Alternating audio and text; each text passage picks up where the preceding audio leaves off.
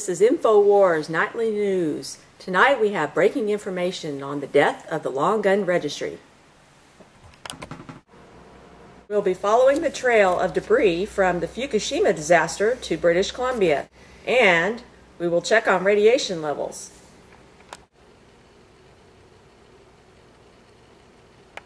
And we'll be talking to Canadians about smart meters. This is one of the evil smart meters. Canadian gun owners got a long-awaited surprise Thursday afternoon. Let's talk to a local gun shop owner. Here's Carl Granlund of Granlund Firearms. Well, Laurie, the Canadian gun registry really is gone. On Thursday afternoon, about 3 o'clock, we sold a gun to a fellow, and we had to register it. And while I was mounting the scope, he decided he was going to trade in another gun, and when he went to phone the call center and register that one into our inventory, we found out that registration was no longer required. So Carl, what does this mean for Canadian gun owners? This is a huge victory for Canadian gun owners. The government has wasted billions of dollars over the last 14 years, and we're just so relieved to see it gone. It'll make our life a lot easier, and it'll make it a lot easier for Canadian gun owners to purchase a firearm so they can go hunting. Do you think the death of the Canadian Long Gun Registry will affect Canadians' safety? I think that the safety of the public will actually be improved by the death of the registry. The RCMP will now have time to work on real crimes instead of wasting literally millions of hours chasing paperwork. So Carl, do you think gun sales will go up? They already have.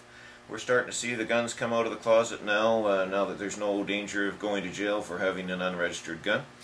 And people have to realize this is such a great thing for young kids that are trying to get into the market. Their dad can buy them a used gun now at a reasonable price and get them started.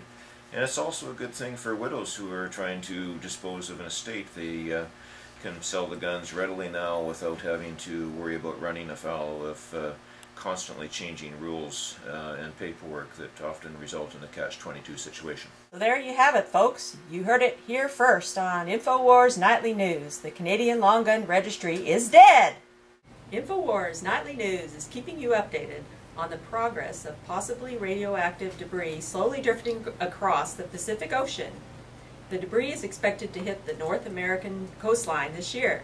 We take you to Campbell River, British Columbia, where radiation levels are being monitored by private individuals because the government monitoring, like that in the U.S., has been shut down. This boat ramp in Campbell River is totally plugged with debris. Let's check the radiation levels. Here we are in the parking lot, checking the radiation levels. Sure enough, the radiation levels are going up here at the ocean. They're still going up. After getting our own radiation readings, the InfoWars team dug deeper. Here's Mr. Scott Dwinell. Scott, what has your monitoring shown? Well, Laurie, the radiation levels are so far actually below normal. Average levels are fluctuating between 0.05 microsieverts and 0.15 microsieverts. Is that dangerous? Absolutely not. Radiation levels in Europe after the Chernobyl nuclear disaster vary between 0.150 and 250, so there's no worry here. Do you have any concerns about children encountering excessive radiation at the beach this summer? None whatsoever. Sir, what do you think about the radiation levels from Fukushima coming up on shore? Well, considering I didn't know anything about them until you guys came up to me, I'm not concerned about them at all. Well, I don't know if I'd be picking up possibly radioactive Fukushima debris. For those with thyroid issues and children under 1 year of age, avoiding the beach this year as Fukushima debris drifts in just might be a good idea. It's Laurie Granlund from InfoWars Nightly News. We're here on the beach asking people about what they think about Fukushima. And I have who here? Doug? Nice to meet you, Doug. Are you aware the Fukushima nuclear plant disaster happened in Japan last year? Yes, indeed. Yes? Are you concerned about radioactive debris from Fukushima hitting our beaches this summer? I don't know how concerned I am, but I'd like to know what the facts are. Okay. Are you confident the government will let you know if radiation levels become a problem here? I don't know. You don't know. Okay. No. Okay. Thank you. No. Hi, this is Laurie Granlund from InfoWars Nightly News. We're here with Roger. Roger. And we're going to ask him a few questions about Fukushima. Are you aware of the Fukushima nuclear plant disaster that happened last year in Japan? Yes. Yes? Are you concerned about any radioactive debris floating up on our beaches here in Campbell River? A little, yes. Yeah. And now are you confident that the government will let you know if there's a problem with radiation here? Not really. That's a good, honest answer. That's all we were asking. Thank you very much. Okay, thank Have you. a nice evening. Thank you. Okay. Are you concerned about radioactive debris from Fukushima hitting our beaches this year? Yes.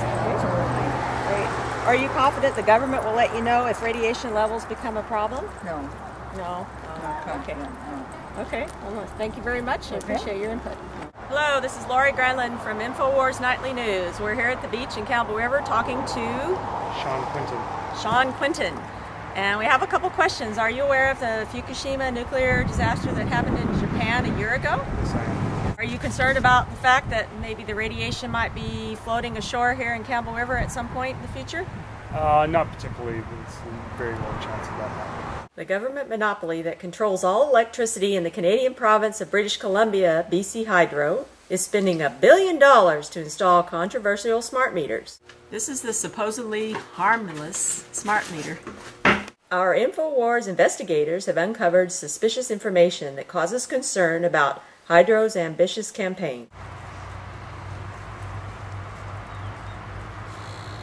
Online, Hydro makes unsubstantiated statements. They claim they will create immediate savings for consumers, yet fail to mention anyone who has saved any money with a smart meter. What I heard was that they had some kind of excess billing a while back. Yes. Canada's public broadcasting network, the CBC, recently reported on a homeowner whose hydro bill went up from $130 to $960 due to a malfunction in his smart meter. While failing to provide any information that any utility anywhere in the world has succeeded in reducing power consumption using those smart meters, Hydro claims that the smart meters will deliver $1.6 billion in savings over the duration of the program.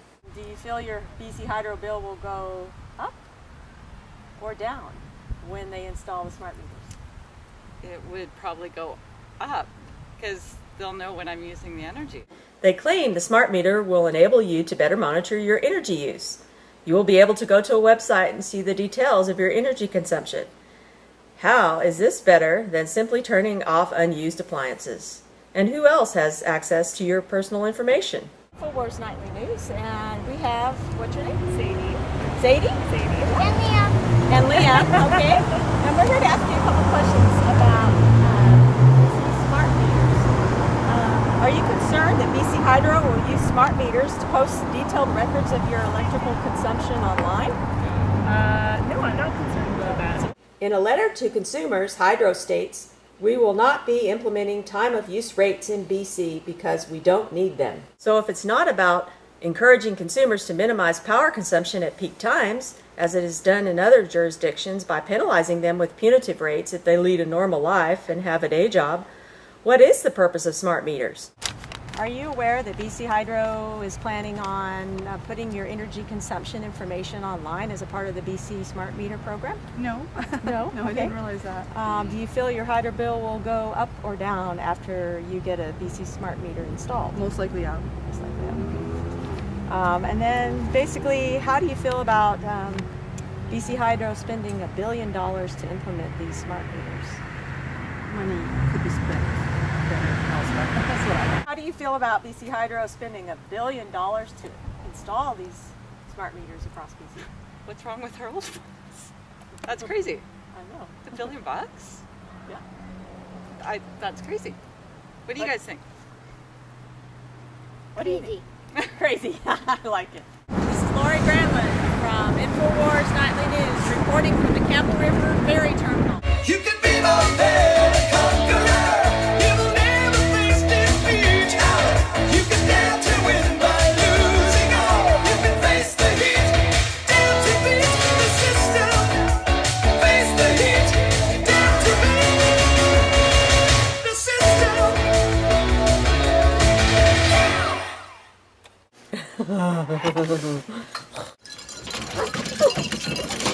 Holy cow.